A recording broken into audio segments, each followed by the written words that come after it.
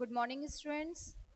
हम लोगों ने हमारे साइंस सब्जेक्ट की जो ऑनलाइन क्लासेस स्टार्ट की हैं उसके अंदर हमने चैप्टर नंबर फर्स्ट पढ़ा बायो का एंड चैप्टर नंबर 7 हमने लिया था केमिस्ट्री का। जो चैप्टर नंबर 7 था इसमें हमारे कंप्लीट 5 लेक्चर हो चुके हैं and the last one is 6th lecture.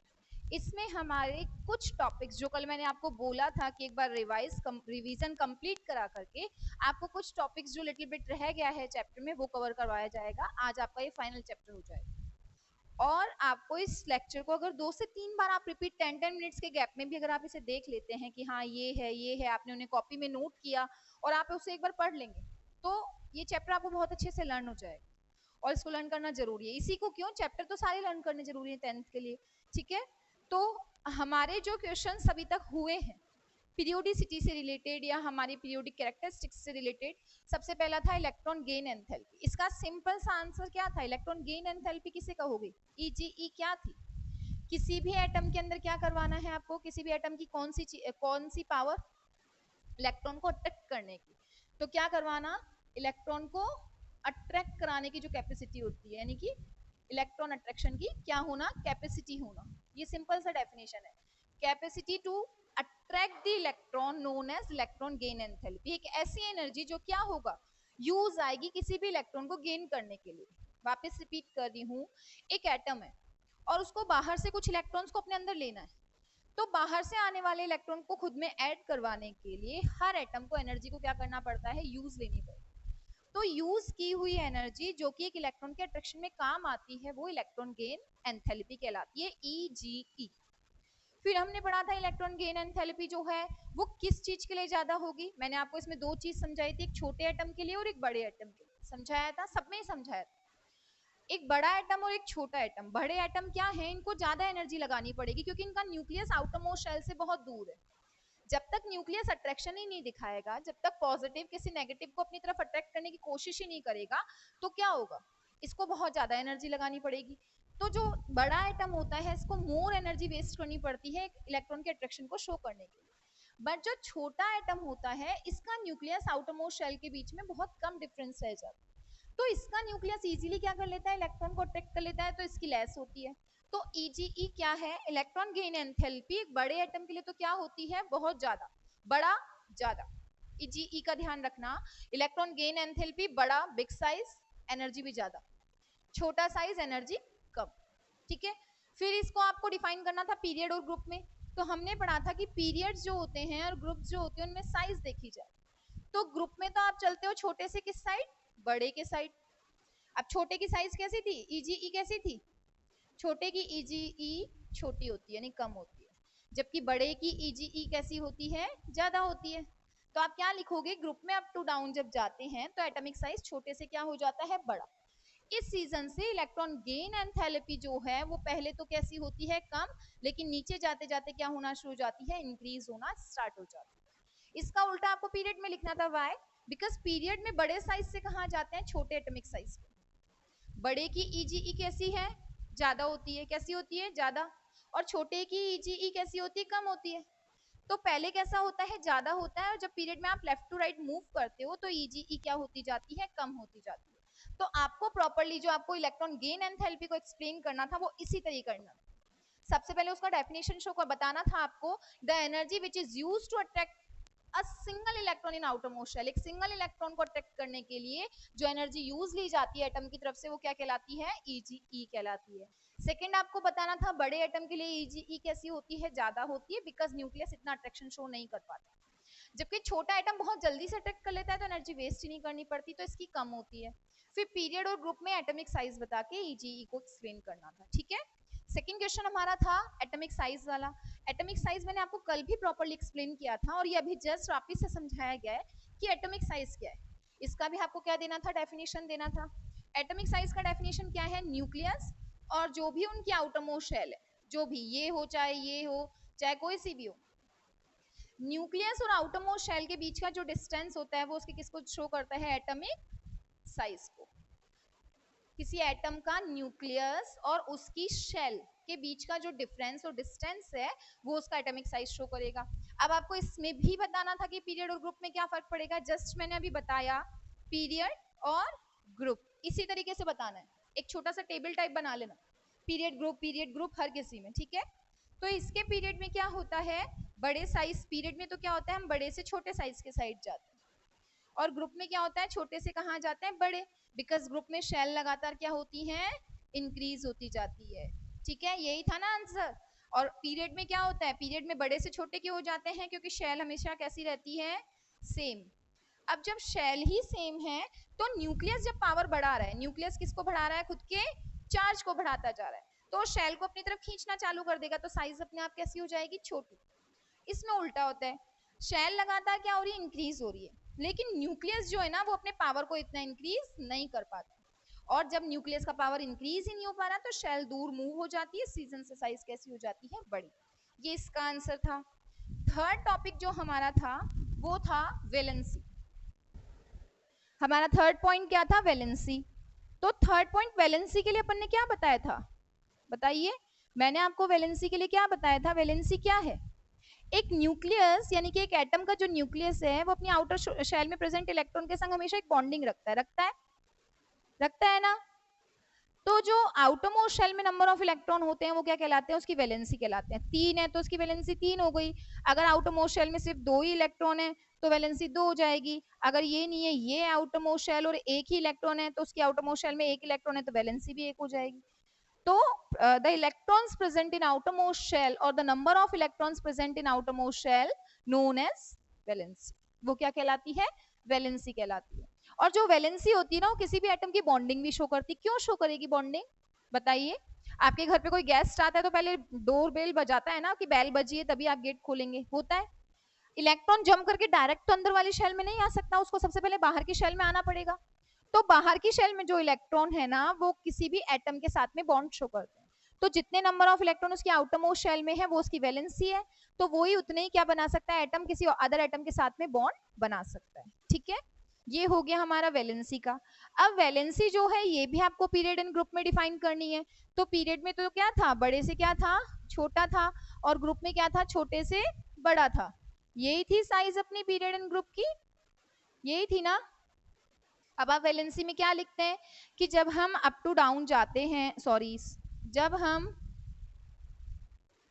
क्या करेंगे, अप टू डाउन ग्रुप में जाएंगे और लेफ्ट टू राइट किस में जाएंगे, एक पीरियड में, किस में जाएंगे, एक पीरियड में, तो क्या होगा, वैलेंसी पे क्या इफेक्ट पड़ेगा, अप टू डाउन जाने पर यानी कि ग्रुप में जाने पर शेल कैसी रहती है, हमेशा बढ़ती हैं, क्या करती हैं, इंक्रीज होती हैं, के से किस पे गए आप, एल पे गए, फिर एम पे गए, फिर एन पे गए, शेल बढ़ रही है। और जब शेल बढ़ती जा रही है तो वैलेंसीज जो है आउटर मोस्ट शेल में नंबर ऑफ इलेक्ट्रॉन हमेशा सेम रहेगा, अगर पहले वाले का मैं 1 भरूंगी तो उससे नेक्स्ट वाले में भी 1 आएगा, उससे नेक्स्ट वाले में भी 1 आएगा, अगर फर्स्ट में 2 भरेंगे तो नेक्स्ट में 2 2 2 2। इट मीन्स ग्रुप का क्या डेफिनेशन बनता है वैलेंसी का, कि हमेशा वैलेंसी कैसी रहती है, सेम। अब इसका रीजन भी लिखोगे आपकी सेम क्यों रहती है, तो इसका रीजन है कि सेम इस रीजन से रहती है क्योंकि ग्रुप के अंदर जो नंबर ऑफ इलेक्ट्रॉन होते हैं, क्या होते हैं, नंबर ऑफ इलेक्ट्रॉन, वो आउटर मोस्ट शेल में हमेशा कैसे रहते हैं, सेम रहते हैं। ओके, नेक्स्ट आते हैं हम, अगर आप इसको और थोड़ा सा और फिर फर्दर आप इसको इंक्रीज करना चाहते हो कि मैम आंसर थोड़ा सा और डिटेल में होना चाहिए, तो आप फिर एक एक एग्जांपल ले देना इनका जो मैं आपको समझा चुकी हूँ। अब आएगा पीरियड, सेम, पीरियड में क्या थी, शेल हमेशा सेम थी, क्या थी, शेल हमेशा सेम रहती हैं, और जब शेल सेम रहती है तो क्या होगा, नंबर ऑफ इलेक्ट्रॉन तो क्या हो रहे थे, इंक्रीज हो रहे थे, शेल सेम थी, नंबर ऑफ इलेक्ट्रॉन इंक्रीज हो रहे थे, तो अब क्या वैलेंसी होगी, वैलेंसी क्या होती है पीरियड के अंदर, +1 से लेकर के +4 तक तो इंक्रीज, एंड -4 से लेके 0 तक decrease, because the number of electrons in outer most shell, किसमें, आउटर मोस्ट शेल में प्रेजेंट इलेक्ट्रॉन्स जो होंगे उनका जो नंबर होगा वो पहले तो इसकी वैलेंसी बढ़ाएगा पीरियड्स की, और फिर एकदम से क्या होना शोइंग की, वो डिक्रीज होना स्टार्ट हो जाएगी। और कल मैंने आपको इसका एग्जांपल देके वो चॉकलेट वाला एक एग्जांपल दिया था, उसके बेसिस पे इसको डिफाइन किया था, ठीक है। ये हमारा थर्ड पॉइंट हुआ। फोर्थ क्वेश्चन जो हमारा बन रहा था वो था मेटेलिक पीरियोडिसिटी का, यानी कि अगर किसी एटम की मेटेलिक कैरेक्टरिस्टिक्स पूछी जाएंगी तो क्या डिफरेंस होगा, मेटेलिक कैरेक्टरिस्टिक को मैंने बोला था कि जब भी आपसे ऐसे क्वेश्चन आए ना तो थोड़ा सा 8th और 9th में जो हमने मेटल के बारे में पढ़ा था उस पे चले जाओ, उस टॉपिक को थोड़ा सा रिवाइंड कर लो कि हाँ ऐसा कुछ पढ़ा है हमने। देखिए हमने मेटल्स के बारे में पढ़ा है कि मेटल क्या होता है, पॉजिटिव चार्ज कैरी करता है। अगर एक न्यूक्लियस जो है अपने इलेक्ट्रॉन को बांध करके रखेगा, बिल्कुल क्लोज वाले इलेक्ट्रॉन को, तो ये इजीली इसको बाहर नहीं जाने देगा। जब दोनों की दोस्ती इतनी अच्छी तो बॉन्ड थोड़ी ना टूट सकता है, तो ये बाहर ही नहीं जाएगा। तो इस एटम के ऊपर कौन सा चार्ज प्रॉपरली नहीं आ पाता, पॉजिटिव चार्ज नहीं आ पाएगा। लेकिन अगर एक एटम बहुत बड़ा है, इलेक्ट्रॉन यहाँ है और न्यूक्लियस यहाँ ही रह गया, तो बॉन्डिंग लूज हो गई दोनों की, और जब दोनों की दोस्ती वीक हो गई तो कोई भी इस बॉन्ड को तोड़ देगा, और तोड़ा तो इलेक्ट्रॉन कहाँ निकल जाएगा, बाहर, और कौन सा चार्ज आ जाएगा, positive charge. It means metallic characteristics का मतलब क्या लिखोगे आप, मेटेलिक कैरेक्टरिस्टिक का मतलब होगा वो एटम्स जो मेटेलिक कैरेक्टरिस्टिक्स में पॉजिटिव चार्जेस शो करते हैं, उनके बेसिस पे हम पीरियड्स एंड ग्रुप में मेटेलिक कैरेक्टर इस बिहाफ पे शो कर रहे हैं। अब उसको एक्सप्लेन कैसे करेंगे हम ग्रुप एंड पीरियड्स में, जब हम ग्रुप में अप टू डाउन जाते हैं तो साइज छोटे से बड़ा होता है। बड़ा एटम जो होता है ना उसकी मेटेलिक कैरेक्टरिस्टिक्स भी बड़ी होती हैं। सेम वैसा जैसे अपने ई पढ़ा था ना, उसी तरीके से लगा दिमाग में बिठाओ कि बड़े वाले की मेटेलिक कैरेक्टरिस्टिक्स कैसी है, ज्यादा है, क्योंकि इजीली छोड़ता जाएगा इलेक्ट्रॉन, जबकि छोटा वाला नहीं छोड़ता। ठीक है, तो इसकी कैसी होती है, कम होती है। एज इट इज इसकी कैसी है, ज्यादा, और इसकी कैसी कम। तो अब आप आंसर क्या लिखोगे कि जब हम ग्रुप में नीचे जाते हैं तो पहले तो कम होती है, लेकिन धीरे धीरे मेटेलिक कैरेक्टरिस्टिक्स यानी कि पॉजिटिवनेस क्या होती जाती है, इंक्रीज होती जाती है। किसमें, ग्रुप में अप टू डाउन जाने। उल्टा किसमें लिखना है, पीरियड में। जब हम लेफ्ट टू राइट जाते हैं तो बड़े से छोटे पे जा रहे हैं, तो इसका पॉजिटिवनेस ज्यादा है और इसका पॉजिटिवनेस कैसा है, कम है। तो इट मींस मेटेलिक कैरेक्टरिस्टिक्स क्या होती हैं, डिक्रीज होती हैं। ठीक है, ये हमारा फोर्थ पॉइंट हुआ। And the last point is electronegativity.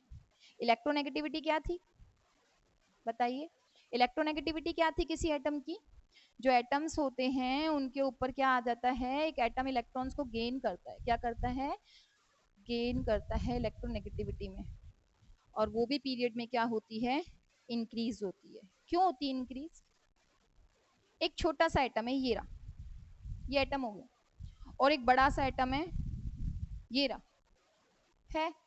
Electron को कौन जल्दी से ले लेगा, ये ले लेगा कि ये ले लेगा, ले कौन लेगा, छोटा नहीं, ले कौन लेगा, छोटा एटम ले लेगा ना। इट मींस जो हमारा नेक्स्ट पॉइंट है वो है इलेक्ट्रोनेगेटिविटी से, जिसका मतलब होता है इलेक्ट्रॉन को गेन करना। क्या करवाना है हमको, इलेक्ट्रॉन गेन करवाना है। और गेन कौन कर लेता है जल्दी से, ये। तो इसकी इलेक्ट्रोनेगेटिविटी ज्यादा होती है और छोटे वाले बड़े वाले की कैसी होती है, कम।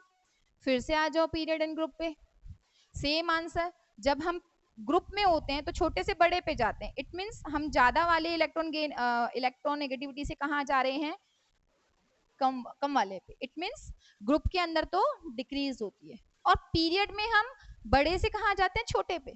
बड़े वाले की कम है और छोटे वाले की ज्यादा है ना, इट मींस हम कम से कहाँ जा रहे हैं, ज्यादा की तरफ। तो पीरियड में क्या होता है, वो इंक्रीज होती है। ठीक है, ये 5 पॉइंट हो गए।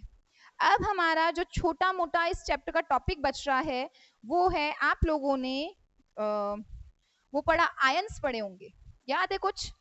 अपन ने 8th क्लास के अंदर जिन भी टीचर ने आपको पढ़ाया है उनने आपको आयंस के बारे में बताया होगा कि आयन क्या होते हैं, सुना है।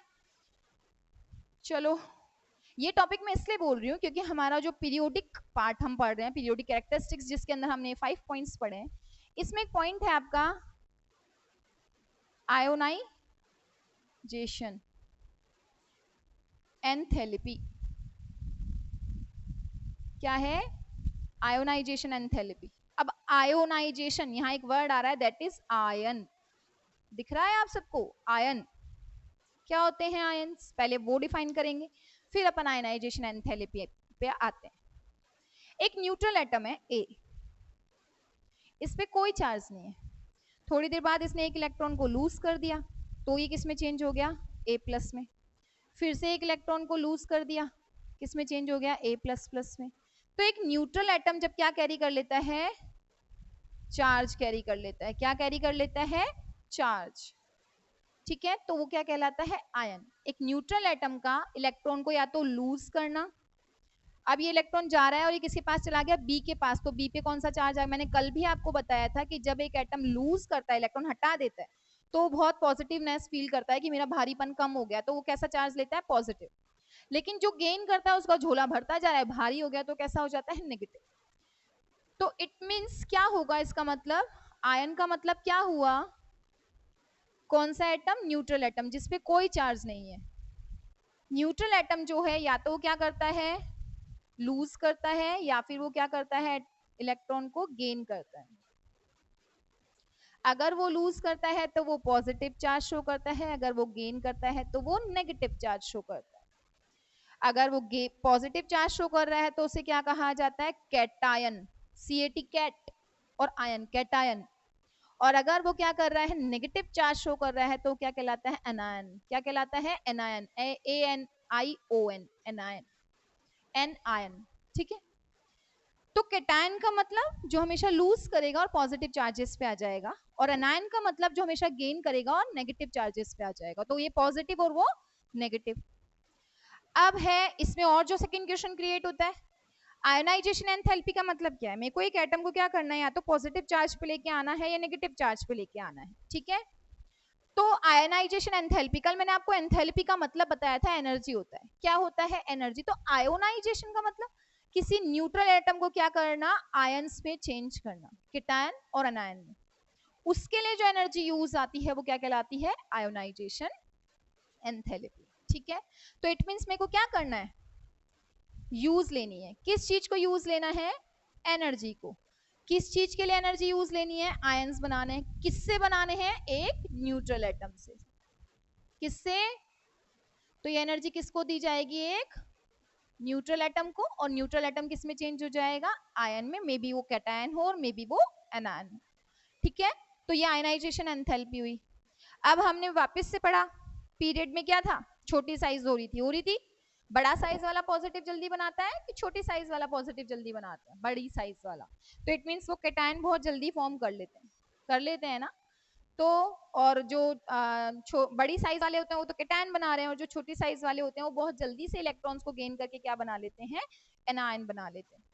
ठीक है, अब यहाँ जो मेन क्वेश्चन आता है, इससे कभी क्वेश्चन आए नहीं आए, लेकिन जो क्वेश्चन क्रिएट होता है वो क्या है, कैटायन किससे, खुद के न्यूट्रल एटम से, जो था पहले खुद के न्यूट्रल एटम से क्या होता है, स्मॉल। क्या होता है, स्मॉल। बट जो एनायन होता है, क्या होता है, एनायन, वो क्या होता है, खुद के न्यूट्रल एटम से बड़ा होता है। क्या होता है, न्यूट्रल एटम से बिग। रीजन दे सकता है कोई इसका, क्यों, क्या रीजन है, सिंपल सा है। मैंने अभी जस्ट बताया कि कैटायन का मतलब तो क्या है, वो इलेक्ट्रॉन्स को लूज करेगा, और एनायन का मतलब क्या है कि वो इलेक्ट्रॉन्स को गेन करेगा। आप लोगों के पास में एक खाली जमीन पड़ी है और उस पर आप खेती कर रहे हो। ठीक है, आप वहां क्रॉपिंग करना चाहते हो, फार्मिंग करना चाहते हो। आप जब फार्मिंग कर रहे हो और वहां से पेड़ पौधे हटाते ही जा रहे हो, निकालते जा रहे हो, तो क्या उसका प्रॉफिट अच्छा हुआ, नहीं हुआ। लेकिन अगर आप वहां पर नई नई ब्रीड्स लाके लगाते जा रहे हो तो क्या हुआ, प्रॉफिट अच्छा हुआ ना। सेम चीज है, जब हम लगाते जा रहे हैं, इट मींस नेगेटिव चार्जेस ले रहे हैं, इलेक्ट्रॉन आता ही जा रहा है, तो क्या होती है, साइज बड़ी हो जाती है। और जो न्यूट्रल एटम जो होता है, अगर वो पॉजिटिव चार्ज ले लेता है तो साइज छोटी हो जाती है। ये तो सिंपल सा आंसर हुआ कि जो कैटायन होता है वो अपने न्यूट्रल एटम से थोड़ा छोटा, और एनायन अपने न्यूट्रल एटम से बड़ा होता है। रीजन दीजिए बाय, और एक्सप्लेन कीजिए एग्जाम्पल से। तो हम यहाँ पर अब एग्जाम्पल लेते हैं सोडियम का। सबसे पहले किसका लेते हैं, सोडियम का। ठीक है, देखिए हमारे पास में है Na का नंबर आया 11। कितना आया, 11। अब जो Na है ये क्या कर रहा है, 2, 8 और 1। यही था ना इसका, ये लर्न हो जाना चाहिए। मतलब ये इतनी बार रिपीट हुआ है इस चैप्टर में कि हमको इलेक्ट्रॉनिक कॉन्फ़िगरेशन कुछ एलिमेंट्स के तो लर्न रट जाने चाहिए कि ये तो हो गया यार। ठीक है, 2, 8, 1 होता है। आउटर मोशन में कितना इलेक्ट्रॉन है, 1 है ना। कल मैंने समझाया था वैलेंसी में कि 7 इलेक्ट्रॉन लेना ज्यादा बेटर फील करेगा कि किसी को देना। जब कम है तो दे देते हैं। तो ये एक इलेक्ट्रॉन को लूज कर गया, निकल गया इसमें से। कौन सा चार्ज आया Na पे, प्लस आया। तो पहले तो शेल क्या थी, Kl और M, और अब ये हट गई तो क्या बचा, K और L। अब एक न्यूक्लियस है, ये K है, ये L है, ये M है। m चली गई तो साइज कैसा हो गया, छोटा। तो आउटर मोस्ट शेल से इलेक्ट्रॉन चले जाने के कारण शेल्स के नंबर क्या होते हैं, डिक्रीज हो जाते हैं। इस रीजन से कैटायन जो होता है वो न्यूट्रल एटम से छोटा होता है। अब आते हैं एनायन पे कि एनायन बड़ा क्यों होता है। इसने जो इलेक्ट्रॉन छोड़ दिया, यहाँ लेते हैं हम क्लोरीन को जो आता है 17 पे, दैट इज 2, 8 और 7। आउटर मोस्ट शेल में कितने हैं, 7। कितने होते हैं, 8। कितने की जरूरत है, 1 की। इसने वो इलेक्ट्रॉन ले लिया तो हो गया 2, 8 और 8। और अगर और आगे होता तो मे बी शायद अपन को एक शेल एक्स्ट्रा लेनी पड़ती।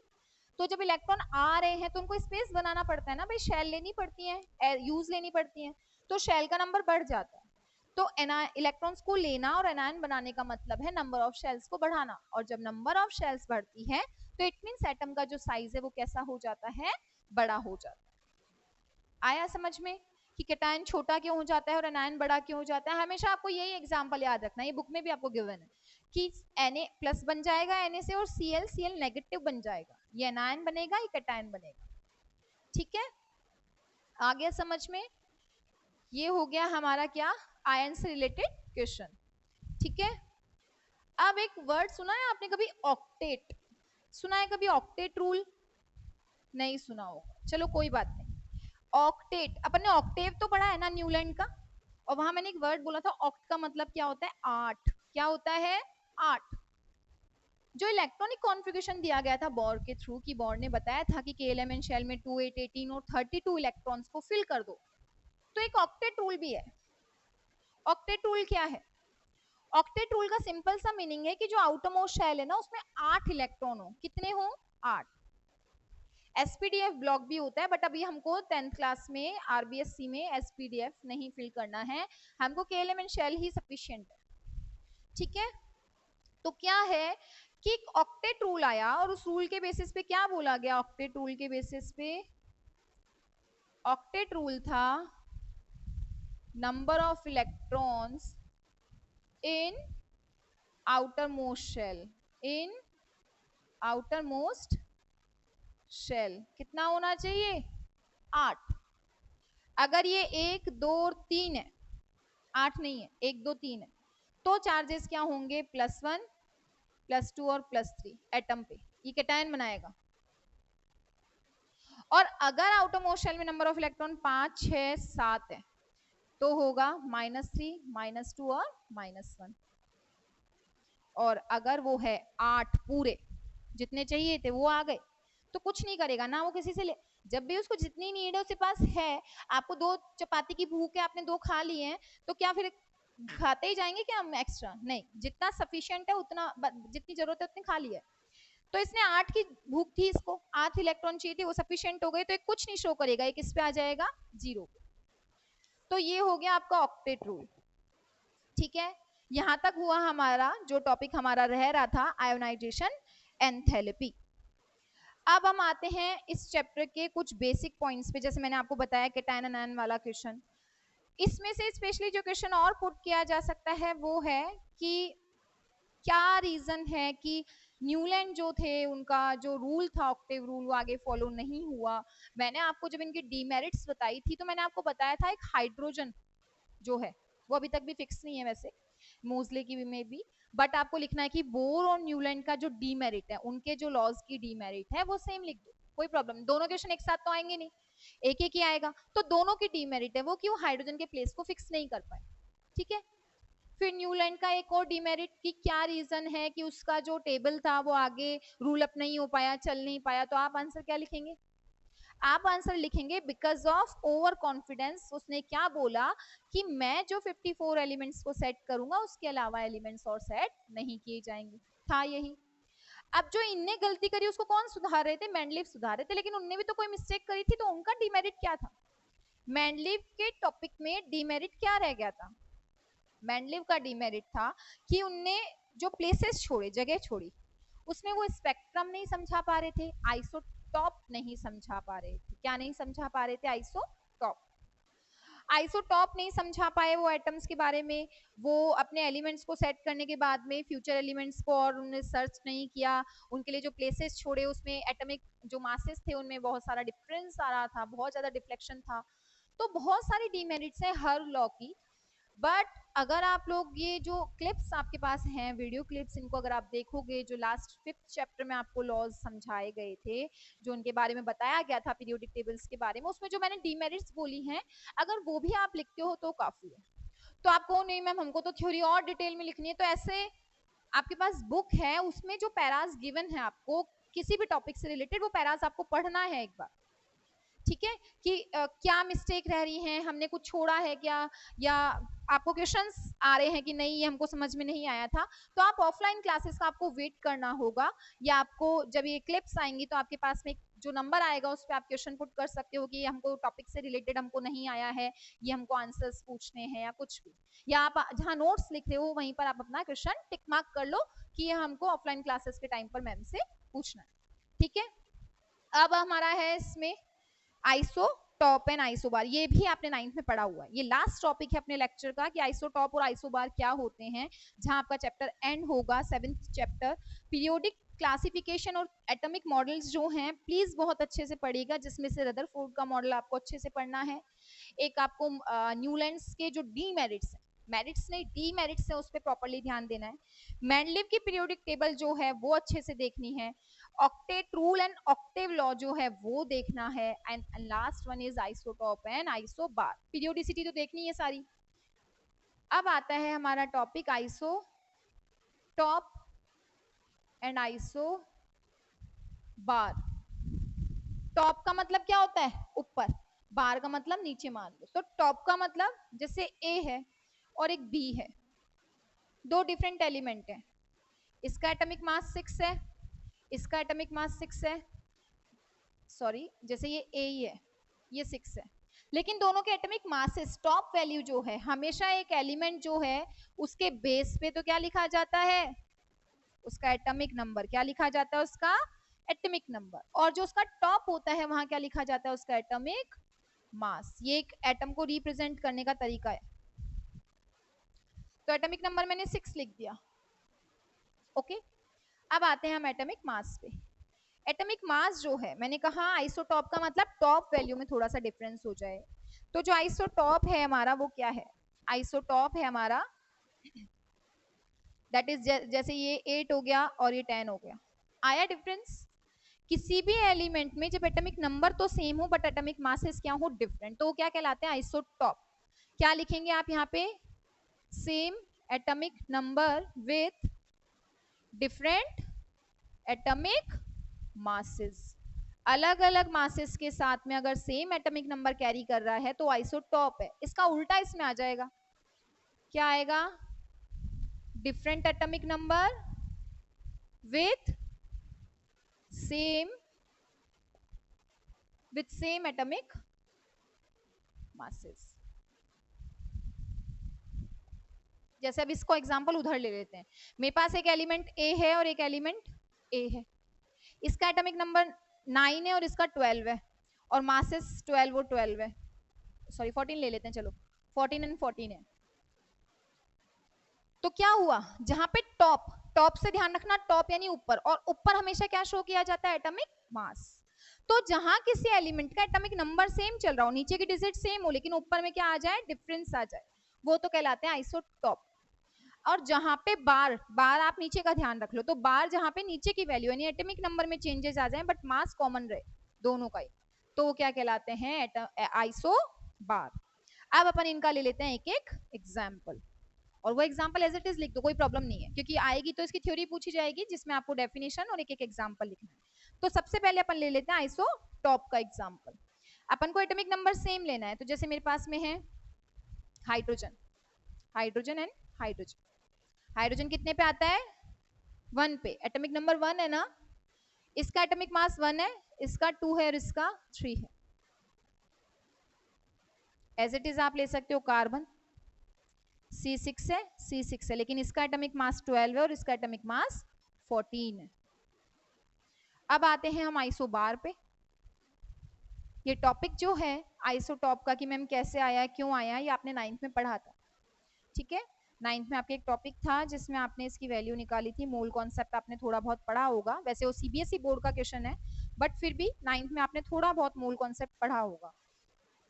अब आते हैं हम आइसोबार पे। आइसोबार का एग्जाम्पल क्या लेंगे, ArNCA, आर्गन एंड कैल्शियम। कितने पे था आर्गन, 18 पे, कैल्शियम कितने पे था, 20 पे, लेकिन एटॉमिक मासेस दोनों के ही कितने होते हैं, 40। ओके, तो ये आपका लास्ट टॉपिक है इस चैप्टर का। इन टॉपिक से रिलेटेड या इस क्लिप में या किसी भी अदर क्लिप में, किसी भी वीडियो क्लिप के अंदर या आपका जो ऑनलाइन क्लासेस आप पढ़ रहे हैं, इनसे रिलेटेड अगर आपको कोई भी प्रॉब्लम हो तो जब ये आपके पास में आएगी तो आपको एक नंबर प्रोवाइड कराया जाएगा जिसपे आप हमसे क्वेश्चंस पूछ सकते हो। तो किसी भी टॉपिक से रिलेटेड कोई क्वेश्चन आपको पूछना है, अगर आपको फिर भी वो ऑनलाइन नहीं समझ में आ रहा, आपको मोबाइल चैट पे समझ में नहीं आ रहा, तो इनको आप ऑफलाइन क्लासेस के लिए टिक करके रख सकते हैं, चाहे वो आपको होमवर्क क्वेश्चन हो या आपका जो थ्योरी आप राइट डाउन करोगे अपनी कॉपी में उससे रिलेटेड हो, तो आपको आंसर दे दिया जाएगा, ठीक है। तब तक के लिए सेफ रहिए, घर में रहिए, थैंक यू।